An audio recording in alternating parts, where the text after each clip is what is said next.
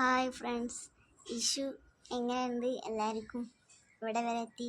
ഇന്ന് നമുക്ക് ഒരു വിഷു സ്പെഷ്യൽ പുളിയിഞ്ചി ഉണ്ടാക്കിയാലോ? അപ്പോൾ നമുക്ക് വീട്ടിലേക്ക് പോയാലോ?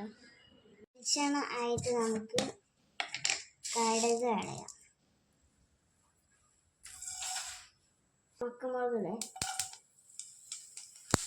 കരിവേപ്പില അടയാം, ഇഞ്ചി ചെറുതായിട്ട് അരിഞ്ഞത് അടയാം,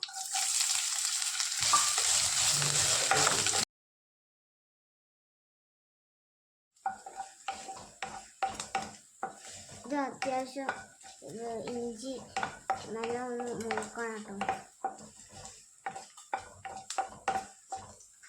ഇത് മൂത്തിട്ട് വെളുത്തുള്ളി ചെറിയുള്ളി ചതച്ചത് ഇതിലേക്ക് ആഡ് ചെയ്യാം കേട്ടോ.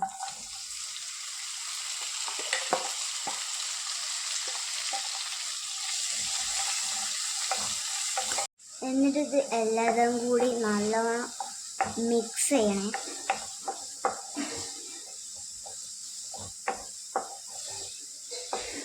ഇതിൽ ഞാൻ പച്ചമുളക് ആഡ് ചെയ്തേ, അത് വീഡിയോ എടുത്തിട്ടില്ല. ഇനി നമുക്ക് കുറച്ച് ഇതിലേക്ക് ഉപ്പ് ആഡ് ചെയ്യാം.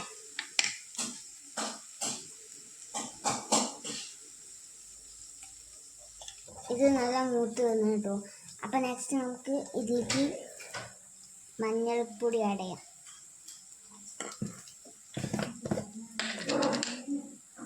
കുറച്ച് മുളക് പൊടി ആഡ് ചെയ്യാം, ഉലുവാപ്പൊടി,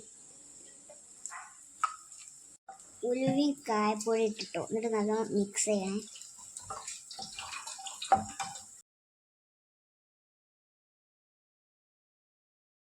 ചെറുതായിട്ട് തള വരുന്നുണ്ട്. അപ്പം നമുക്ക് നെക്സ്റ്റ് ശർക്കര പാനി ഇതിലേക്ക് ആഡ് ചെയ്യാം. ഇതെല്ലാം കൂടെ നല്ലോണം മിക്സ് ചെയ്ത് നോക്കാം. ഇത് ഇനി കുറുകി വരണം കേട്ടോ. അപ്പം നമുക്ക് വെയിറ്റ് ചെയ്യാം. നമ്മുടെ പുളിയിഞ്ചി അവിടെ തിളച്ച് കുറുകി വരുന്നുണ്ട് കേട്ടോ. ഞങ്ങോട്ട് കുറുകാണ്ട് പുളിയിഞ്ചി കുറുകി ലാസ്റ്റ് സ്റ്റേജിക്കായി വരുന്നുണ്ട്.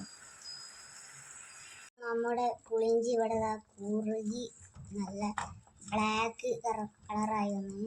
അപ്പോൾ നമുക്കിത് സ്റ്റൗ ഓഫ് ചെയ്യാം. അപ്പോൾ നമ്മുടെ അടിപൊളി പുളിയിഞ്ചി ഇവിടെ റെഡി ആയിട്ടുണ്ട് കേട്ടോ. അപ്പോൾ എല്ലാവരും ഒന്ന് ട്രൈ ചെയ്ത് നോക്കണം. അപ്പോൾ ഗൈസ്, നമ്മുടെ അടിപൊളി പുളിയിഞ്ചി ഇവിടെ റെഡി ആയിട്ടുണ്ട് കേട്ടോ. നമുക്ക് ടേസ്റ്റ് ചെയ്ത് നോക്കിയാലോ?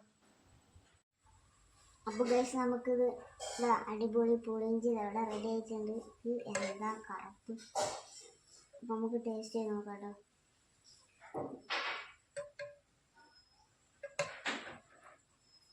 ചൂടാണ് കേട്ടോ.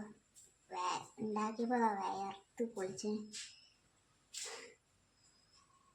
കുറച്ചെടുക്കുക, ചൂടാട്ടോ. അപ്പോൾ ഊതി ഇത് നാളേക്ക് റെഡി ആവും കേട്ടോ. ഇന്നിപ്പോൾ വെച്ചതല്ലേ, അപ്പോൾ ചൂടുണ്ടാവും. നാളേക്ക് ഇത് അടിപൊളി ടേസ്റ്റ് ആവും കേട്ടോ. നമുക്ക് ടേസ്റ്റ് ചെയ്ത് നോക്കാം.